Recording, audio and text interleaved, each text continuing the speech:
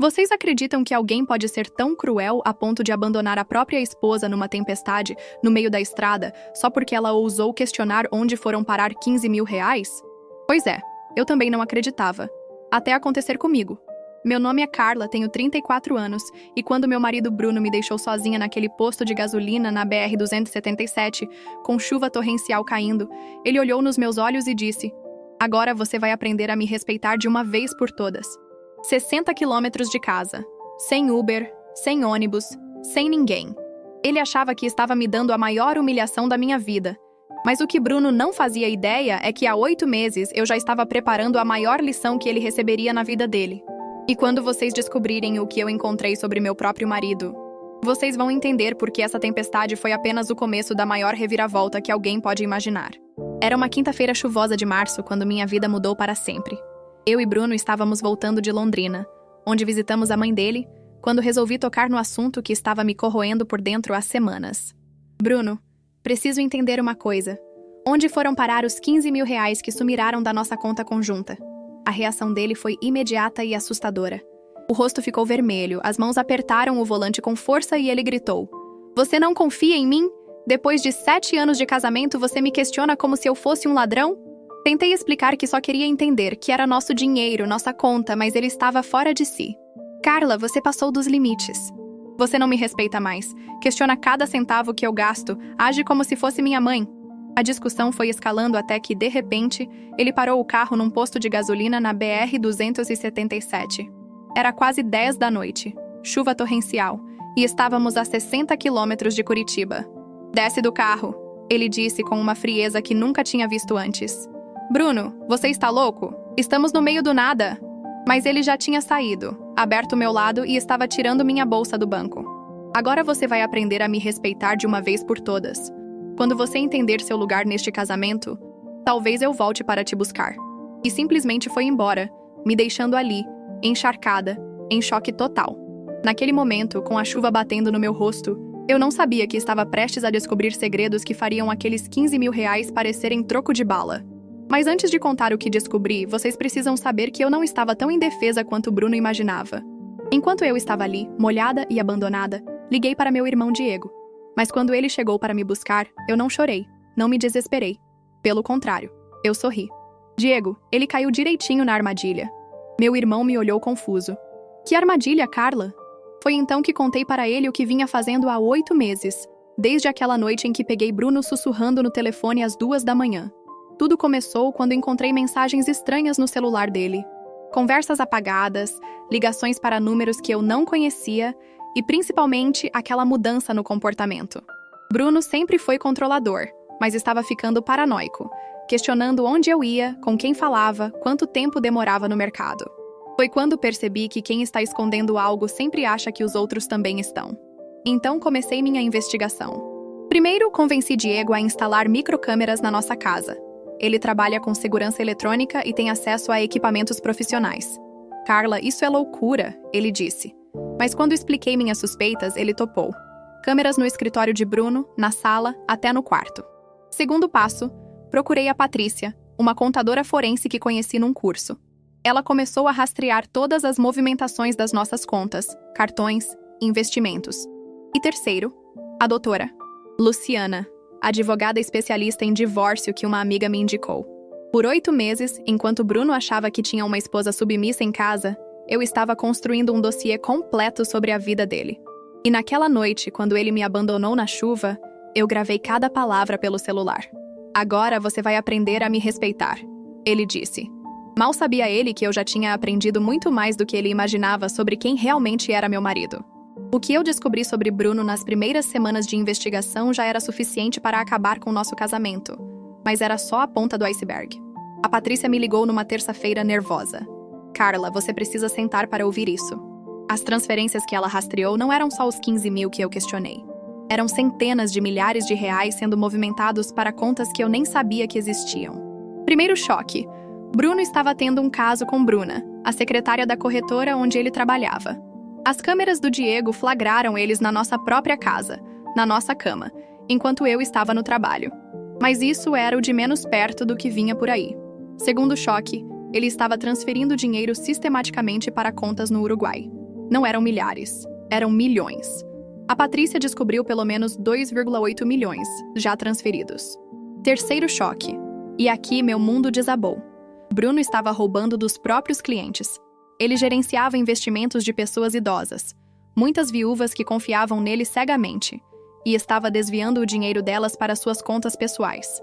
Dona Conceição, de 78 anos, perdeu 400 mil reais da aposentadoria.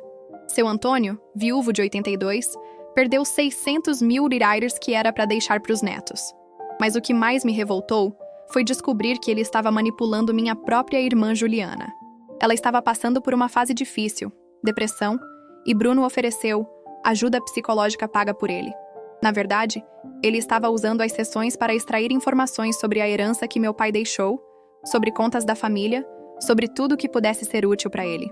A doutora Luciana me mostrou documentos que Bruno tentou falsificar da herança do meu pai. Ele estava planejando roubar até dos mortos da minha família. E quando descobri para onde todo esse dinheiro estava indo, eu entendi que não estava casada com um golpista qualquer. Estava casada com um criminoso profissional que tinha planos muito maiores do que eu imaginava. Quando a Patrícia me ligou na sexta-feira seguinte ao abandono, eu estava no escritório da doutora Luciana organizando os documentos para a audiência. Carla, senta aí porque o que descobri vai te chocar mais que tudo que já vimos. Ela tinha conseguido acesso aos extratos bancários completos do Bruno através de uma ordem judicial preliminar. E o que encontrou foi uma operação criminosa de proporções que eu jamais imaginei. Bruno não estava apenas roubando clientes da corretora em Curitiba. Ele fazia parte de uma rede de fraudes que operava em 4 estados: Paraná, Santa Catarina, Rio Grande do Sul e São Paulo. O esquema era sofisticado. Eles identificavam investidores idosos, ganhavam a confiança, ofereciam oportunidades exclusivas e depois sumiam com o dinheiro. O total que conseguimos rastrear chegava a 4,8 milhões de reais roubados de mais de 200 pessoas. Mas aí veio a bomba que quase me fez desmaiar. Bruno tinha um filho de 19 anos. Um filho que eu nunca soube que existia. A mãe era uma ex-namorada da faculdade, e ele pagava pensão há 19 anos sem eu saber. Não só pensão, ele pagava chantagem. A mulher ameaçava contar tudo para mim e para a família dele se ele não pagasse valores cada vez maiores. Nos últimos 2 anos, ele estava pagando 8 mil reais por mês para ela ficar calada. E aqui vem a ironia mais cruel. Enquanto Bruno estava planejando me roubar e fugir para o Uruguai com a Bruna, ele não sabia que meu pai havia deixado um trust de 3 milhões de reais em meu nome, completamente protegido e inacessível para ele. Meu pai, que sempre desconfiou do Bruno, fez questão de proteger minha herança numa estrutura que nem mesmo o casamento poderia tocar. A doutora Luciana sorriu quando me mostrou os documentos. Carla, seu pai foi mais esperto que seu marido. Enquanto Bruno tentava falsificar papéis para roubar uma herança que não existia nas contas normais, o dinheiro real estava seguro há anos. Naquele momento, eu entendi que meu pai, mesmo depois de morto, ainda estava me protegendo. E Bruno, que se achava tão inteligente, estava prestes a descobrir que mexeu com a família errada. Na segunda-feira de manhã, exatamente 3 dias depois do abandono na chuva, eu estava sentada no Fórum de Curitiba ao lado da doutora Luciana, com uma pasta repleta de provas que fariam Bruno se arrepender de cada segundo que me deixou naquele posto. A audiência de emergência havia sido marcada para as 9h, e Bruno chegou confiante, de terno novo, acompanhado de um advogado caríssimo. Ele me olhou com aquele sorriso arrogante e sussurrou: "Espero que tenha aprendido sua lição." Mal ele sabia que a lição seria dele. A doutora Luciana começou apresentando as gravações do abandono, as imagens das câmeras mostrando ele com a Bruna na nossa casa e os extratos bancários com as transferências milionárias. O rosto do Bruno foi mudando de cor a cada documento apresentado. Primeiro ficou pálido, depois vermelho, depois roxo de raiva. Mas o momento que nunca vou esquecer foi quando o juiz interrompeu a audiência porque havia uma questão urgente a ser tratada. De repente, 3 agentes da Polícia Federal entraram na sala. "Bruno Henrique Costa, você está preso por formação de quadrilha, estelionato qualificado, lavagem de dinheiro e crimes contra o sistema financeiro nacional." O advogado dele tentou protestar, mas os agentes já estavam colocando as algemas. Bruno me olhou com ódio puro e gritou: "Isso é armação sua víbora. Você me traiu." Eu me levantei, olhei nos olhos dele e disse: "Não, Bruno. Você se traiu sozinho quando achou que podia me humilhar e sair impune." Mas a surpresa não parou por aí. Quando estávamos saindo do fórum, ouvimos gritos vindos do estacionamento.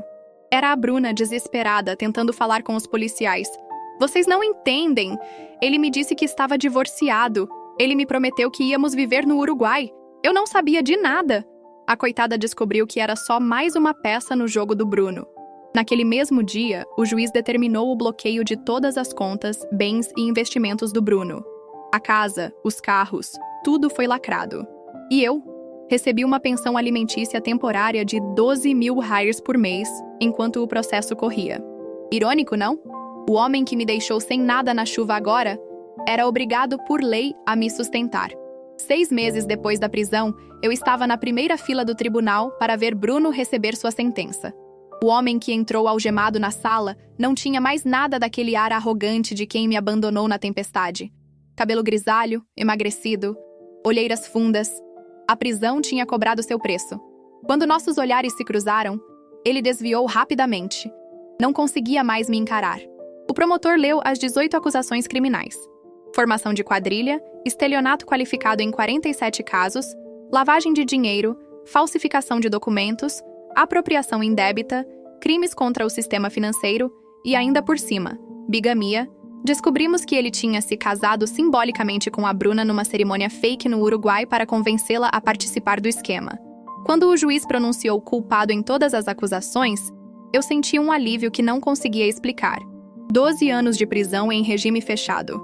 12 anos para refletir sobre como destruiu a vida de centenas de pessoas por ganância. Mas a justiça criminal era só o começo. Os processos civis das vítimas estavam só começando.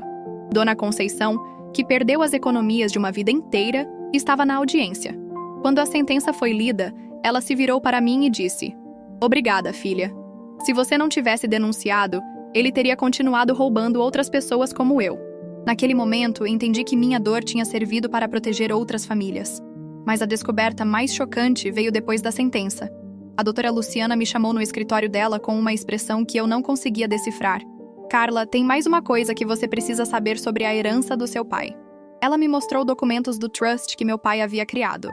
Não eram 3 milhões de reais como pensávamos. Eram 5,2 milhões de reais, protegidos há 10 anos numa estrutura que nem mesmo uma investigação da Receita Federal conseguiria tocar. Meu pai não só desconfiava do Bruno, ele tinha certeza de que um dia eu precisaria dessa proteção. E enquanto Bruno perdia tudo que tinha roubado, eu descobria que nunca estive tão segura financeiramente na vida. A ironia era perfeita. O homem que tentou me deixar sem nada me fez descobrir que eu tinha muito mais do que ele jamais conseguiria roubar. 3 meses depois da condenação do Bruno, eu estava sentada na sala da minha nova casa, comprada com parte da herança protegida do meu pai, quando recebi uma ligação que mudaria completamente o rumo da minha vida. Era a delegada responsável pelo caso, me informando que eu receberia 800 mil como recompensa por ter denunciado o esquema de fraudes e ajudado a desmantelar a rede criminosa. Naquele momento, olhando pela janela da minha nova vida, tive uma epifania. Todo aquele dinheiro, toda aquela segurança financeira, não significariam nada se eu não fizesse algo maior com eles. Foi quando decidi criar o Instituto Renascer, uma organização para ajudar mulheres vítimas de violência financeira, psicológica e abandono. A primeira pessoa que procurei foi minha irmã Juliana. Ela ainda estava se recuperando da depressão e da manipulação que sofreu do Bruno. Mas quando contei minha ideia, seus olhos brilharam pela primeira vez em meses. "Carla, eu quero ajudar. Quero que minha dor sirva para algo bom também." Ela se tornou nossa primeira voluntária, coordenando grupos de apoio para mulheres que passaram por traumas similares. Mas a surpresa maior veio quando a Bruna apareceu na porta do instituto. Ela estava destruída, sem emprego, sem dinheiro, descobrindo que tinha sido apenas mais uma vítima do Bruno. "Carla, eu sei que você não tem motivo nenhum para me ajudar, mas eu não tenho mais ninguém." Ver aquela mulher que dormiu na minha cama pedindo ajuda poderia ter despertado raiva, mas só despertou compaixão. "Bruna, nós duas fomos enganadas pelo mesmo homem. A diferença é que eu descobri a tempo. Ela se tornou uma das nossas colaboradoras mais dedicadas, usando sua experiência para identificar sinais de manipulação financeira que outras mulheres não conseguiam perceber. Em 6 meses, o Instituto já tinha ajudado 67 mulheres. Oferecíamos consultoria jurídica gratuita, apoio psicológico, cursos de educação financeira e até mesmo moradia temporária para quem precisava fugir de relacionamentos abusivos. Cada mulher que saía do instituto mais forte me lembrava por que aquela tempestade tinha sido necessária na minha vida. 2 anos depois daquela noite chuvosa que mudou minha vida, eu estava no palco do maior auditório de Curitiba, falando para mais de 1000 pessoas sobre empoderamento feminino e superação.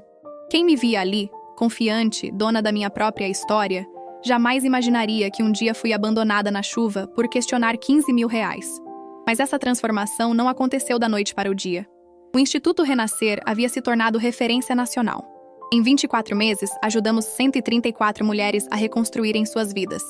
Tínhamos parcerias com tribunais de justiça de 3 estados, convênios com universidades para pesquisas sobre violência financeira e até mesmo um documentário sendo produzido pela TV Cultura sobre nossa história. Mas o que mais me orgulhava eram as histórias individuais, como a da Fernanda, que descobriu que o marido estava vendendo a casa dela pelas costas e conseguiu impedir a venda a tempo. Ou a da Patrícia, não a contadora, outra Patrícia, que estava sendo chantageada pelo ex-marido com fotos íntimas e conseguiu processá-lo criminalmente. Cada vitória delas era uma vitória minha também. A repercussão foi tanta que comecei a receber convites para palestras em empresas, universidades, até mesmo no Congresso Nacional. Minha história virou case de estudo em cursos de Direito e Psicologia. O livro que escrevi, Tempestade e Renascimento, entrou na lista dos mais vendidos e toda a renda foi revertida para o Instituto. Mas sabe o que mais me emocionava? Ver a Juliana completamente recuperada, coordenando nossos grupos de apoio com uma força que eu não via nela há anos. Ver a Bruna ajudando outras mulheres a identificarem sinais de manipulação que ela mesma não conseguiu ver a tempo. Ver o Diego orgulhoso da irmã que não se deixou quebrar. E enquanto eu construía essa nova vida, cheia de propósito e significado, Bruno estava cumprindo sua pena numa penitenciária federal, mas a história ainda não tinha acabado. Faltava um último capítulo que provaria que algumas pessoas simplesmente não conseguem aceitar as consequências dos próprios atos. Na semana passada, exatamente 3 anos depois daquela tempestade que mudou tudo, recebi uma carta da penitenciária federal, onde Bruno cumpre pena. Quando vi o remetente, meu primeiro impulso foi jogar fora, mas a curiosidade foi maior.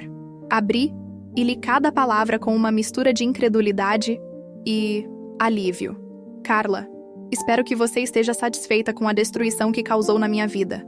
Eu era um homem bem-sucedido, respeitado, e você me transformou num criminoso aos olhos de todos. Você me traiu, me armou uma cilada, destruiu minha reputação e meu futuro. Tudo isso porque não conseguia aceitar que eu era o provedor da família e você deveria me respeitar. Agora estou aqui, pagando por crimes que cometi apenas porque você me levou ao desespero. Espero que consiga dormir à noite sabendo que destruiu uma família inteira. Quando terminei de ler, comecei a rir. Não de raiva, não de amargura, mas de uma libertação completa. Aquele homem, mesmo depois de 3 anos preso, ainda não conseguia assumir responsabilidade pelos próprios atos. Ainda me culpava por ter descoberto seus crimes, como se eu fosse obrigada a ser cúmplice da própria destruição. Mandei emoldurar a carta e coloquei na parede do meu escritório no Instituto, logo ao lado do certificado de reconhecimento que recebemos do Ministério da Justiça. Toda vez que uma mulher chega aqui destruída, achando que não tem saída, eu mostro aquela carta e digo: viu? Até na prisão, ele ainda acha que a culpada sou eu. Isso é o que chamamos de nunca aprender a lição. Hoje, enquanto escrevo essas palavras na varanda da minha casa, ouvindo o barulho da chuva que não me assusta mais, penso em como a vida é irônica. Bruno me deixou na tempestade para me quebrar, para me ensinar meu lugar. Mas foi exatamente essa tempestade que me fez descobrir quem eu realmente era por baixo de anos de manipulação e controle. Ele tentou me tirar tudo, mas me fez encontrar muito mais do que eu imaginava ter. Tentou me deixar sem abrigo, mas hoje eu sou o abrigo de centenas de mulheres. Tentou me ensinar uma lição de submissão, mas aprendi a maior lição de todas: que nossa força só aparece quando somos testadas pela tempestade. E sabe o que é mais bonito? A cada mulher que sai daqui mais forte, Bruno perde um pouco mais do poder que tentou ter sobre mim. Porque agora eu não sou apenas a Carla que ele abandonou na chuva. Eu sou a tempestade que ele nunca viu chegando.